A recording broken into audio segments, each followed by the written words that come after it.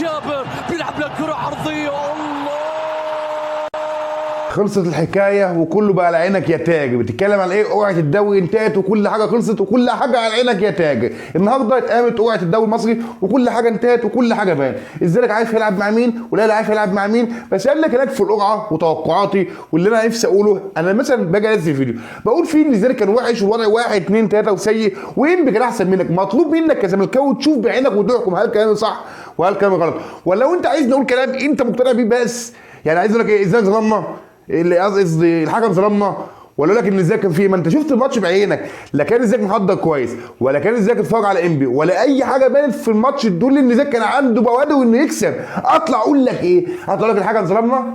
اطلع لك ان فرقه انبي كانت بتهجس علينا وطلعنا بره الماتش؟ طب ما كل حاجه باينه. بص هقول لك على حاجه، انبي كان مركز اكتر منك. لو بصيت على الماتش هتلاقي ان ازاي مش مذاكر انبي، لو بصيت هتلاقي انبي مركز وفايق وشايف كل حاجه في الماتش. الراجل ده الجهاز الفني الانبي كان واقف على الماتش، يعني كان واقف على الخط. الماتش كان واقف على الخط بيتابع كل حاجه بدقه، قاعدين شايفين ماتش وقارينه صح. حمزه الجمل واقف وكهربا واقف والجهاز الفني واقف وضاغطين عليك وواجبينك نفسيا. انت في الماتش عملت ايه؟ الكوره اللي كانت بتيجي تخلص بتضيعها عن طريق بيزير، جات لك فرصه انك تعوض ضيعتها ضربه جزاء حسام عبد المجيد. انت عملت كل الموبقات في الماتش ده، لا كنت مذاكر كويس ولا كنت بتلعب كويس ولا كان عندك روح ولا كان عندك شخصيه ولا اي حاجه.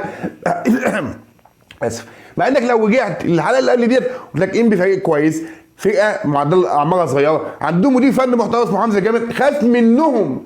ما عملتش حساب كده وقلت لك في اسباب، في ناس طلعت اتكلمت موثوقه زي الاستاذ محمد الجبال وزي رامي يوسف وقال لك ان في لعيبه خدت فلوس لعيبه ما خدتش. سواء الكلام ده صح سواء الكلام ده غلط، ما عنديش تفاصيل صراحه في الموضوع ده، لكن هقولها لك بمنتهى الامان. انت ما جيتش عايز اطلع اقول لك ايه؟ مش انبي كان احسن مننا بعدل الله. مش انبي ده لعب الاهلي وعمل ماتش كويس والاهلي بالعافيه اتعادل معاه 1-1، مش عمل ماتش محترم قدام بيراميدز كان احسن منهم اللي هو ضربه الجزاء الفشينك اللي جت لبيراميدز. طب ماليش حق ان انا احرق دمي وانت بتلعب ماتش لو كسبت تبقى فارق عن الغريم التقليدي بتاعك الاهلي ب6 نقاط. يعني لو كنت كسبت بيراميدز وكسبت الاهلي خلاص الدوري بقى فيه عقبه، ماتش واحد كان كسرك الدنيا.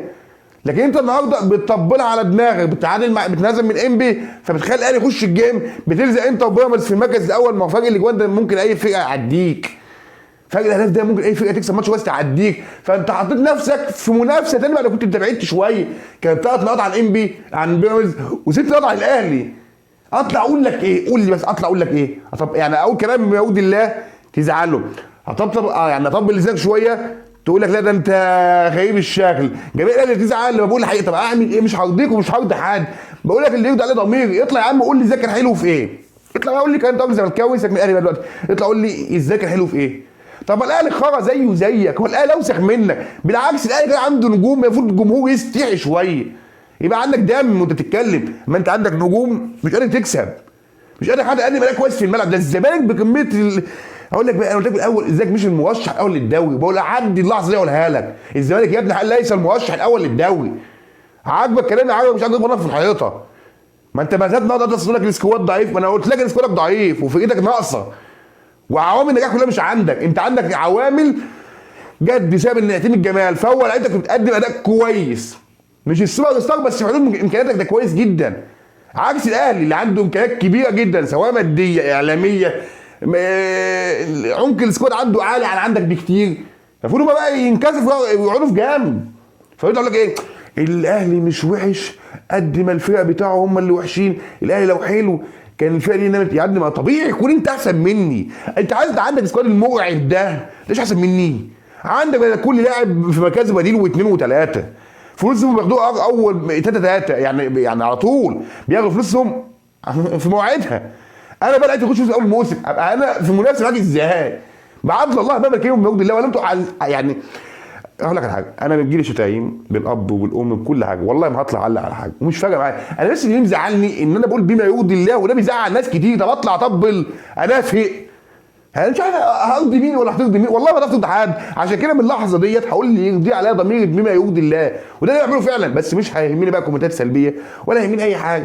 انا بقول لك كده عشان تخش سيئات دي في الاول كوره، وده رايي وبتكلم معاك بما يرضي الله اهو. ما انت ممكن تقول لي كذا كده واشتمك واخش انا في مجادله، مش هتنقص عمري بحاله. يا ابني كبر عقلك ووعل شويه. انا دلوقتي بشوف كوره بطلع اقول لك الله انا رايي 1 2 3 4. انت زعلان وبتنحرق دمك على لعيبه بتبقى بملايين، ودافع عنهم. طب يا جدع يكونوا بيقدموا اداء في الملعب ونحن ندافع، ما ندافعش ليه؟ سواء اهلي او زمالك بقى. انت كجمهور اهلي تشتمني عشان انا بحب الزمالك، جمهور الزمالك بيشتمني عشان بقول حقيقه، طب اعمل ايه؟ يا ابني كبر مخك والله واعقل شويه، ما علينا. المهم القرعه قامت النهارده والزمالك هيلعب اول مباراه في برج العرب قدام المصري، بعدين بيراميدز، بعدين انبي. انا مش هقول لك الباقي اللي بعدها الاهلي وسموحه وسيراميكا، انا وقفت على الثلاث ماتشات دول ليه؟ بس انا قلت هخش الاهلي. يعني عرفنا الزمالك، المصري، بيراميدز، انبي، يوم 3 4 اول ماتشاتك قدام المصري، بعدها يوم 23 4 قدام بيراميدز، يوم 27 4 قدام انبي. الاهلي عنده اول ماتش قدام سيراميكا في ملعب المقاولين العرب، ملعب غير كويس خالص. سموحه في القاهره، بعد كده بيراميدز، وبعدين الزمالك. انا قلت كده 4 ماتشات ولا 3 ليه؟ هقول لك ليه. اول 3 ماتشات للزمالك هي اللي فيها الفيصل كله. تقول لي ليه؟ انا لو كسبت اول 3 ماتشات هبقى فرقت عن بيراميدز ب3 نقاط وفرقت على الاهلي ب3 نقاط، فالموضوع لسه فيه يعني اريحيه شويه للزمالك، لان زي كده خلاص لو تعثر ماتش هيبقى هو الاول برضه. حلو. لو الاهلي كسب اول 3 ماتشات، هيبقى فرق برضه 3 نقاط، وبيراميدز طلع بره الصداره لان طلع بره الموضوع شويه ورجع الثالث، هيبقى فرق بين الزمالك 3 ماتشات 3 نقاط وبين الاهلي 3 نقاط، هيبقى الماتش بعدين ايه؟ الزمالك والاهلي. ده بقى مربط الفرس. هنا مربط الفرس. طب توقعاتك ايه يا انس وشكل المنافس عامل ازاي؟ بص يا صاحبي، اللي يقول لك انا شايف ان ده وده وده يبقى كذاب. تقول لي ليه؟ عندك الاهلي، الزمالك، بيراميدز، المصري، عندهم ماتشات في افريقيا، وهقولها لك من بدايات خالص، كل فرق الدوري هتقع. يا راجل انا بقولها لك، كل فرق الدوري هتقع بسبب ضغط ماتشات افريقيا. هيبقى عندك ماتش في افريقيا وثلاث ايام وتلعب ماتش في الدوري. ده كويس، ولكن دلوقتي هنطلع بالكاس، اقسم بالله كويس خالص.